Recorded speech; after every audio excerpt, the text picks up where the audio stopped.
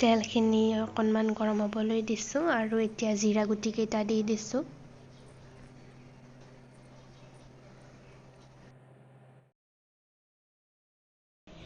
এতিয়া ডালচেনি কেইপিচমান আৰু শুকান জলকীয়া দুটা দি দিছোঁ।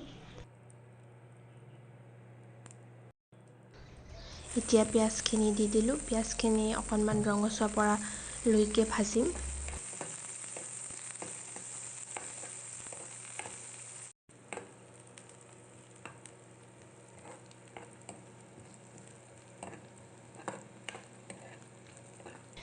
এয়া চাওক, আমাৰ পিঁয়াজখিনি ৰঙচুৱা পৰিবলৈ লৈছে আৰু এতিয়া মই ইয়াত আদা নহৰু বটাখিনি যোগ কৰি দিলোঁ।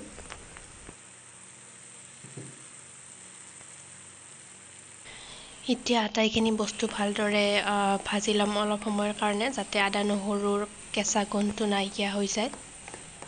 কেঁচা জলকীয়া দি দিলোঁ প্ৰায় 5টামান।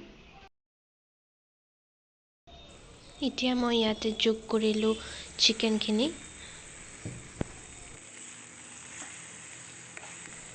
এতিয়া আটাইখিনি বস্তু ভালদৰে মিহলাই অকণমান সময় ভাজি ঢাকোন মাৰি দিম।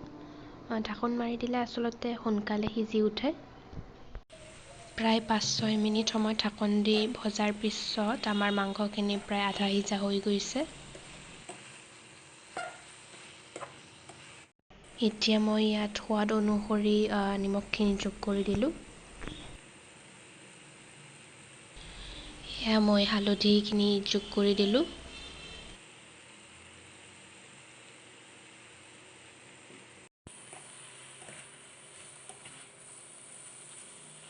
এতিয়া আটাইখিনি বস্তু ভালদৰে মিহলি কৰি ঢাকোন নিদিয়াকৈ প্ৰায় 5 পৰা 10 মিনিট সময় ভাজি ল'ম।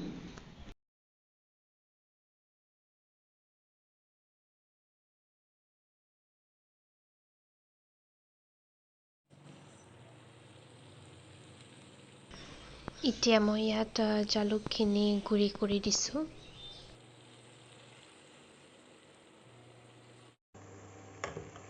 আৰু এতিয়া মাংসখিনি ঢাকোন মাৰি প্ৰায় 10 মিনিটমান সময় সিজিবলৈ দিম। প্ৰায় 10 মিনিটমান পিছত এয়া চাওক, মাংসখিনি পানী এৰিবলৈ লৈছে। এতিয়া মাংসখিনি অকণমান সময় ভালদৰে লৰাই দিম। মাংসখিনি আমাৰ অলমষ্ট সিজি গৈছে।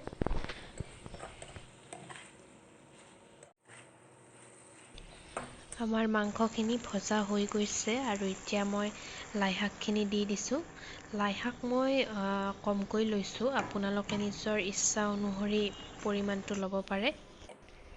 এতিয়া আটাইখিনি বস্তু ভালদৰে মিহলি কৰি দিছোঁ।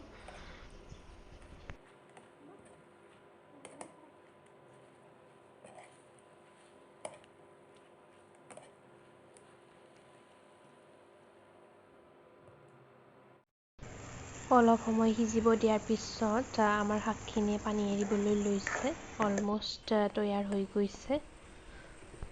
আপোনালোকে যদি বিচাৰে এইখিনি ষ্টেজতে আপোনালোকে ভজাখিনিত পানী দি দিব পাৰে। মই যিহেতু ড্ৰাইকৈ বনাইছোঁ, গতিকে মই পানী নিদিওঁ।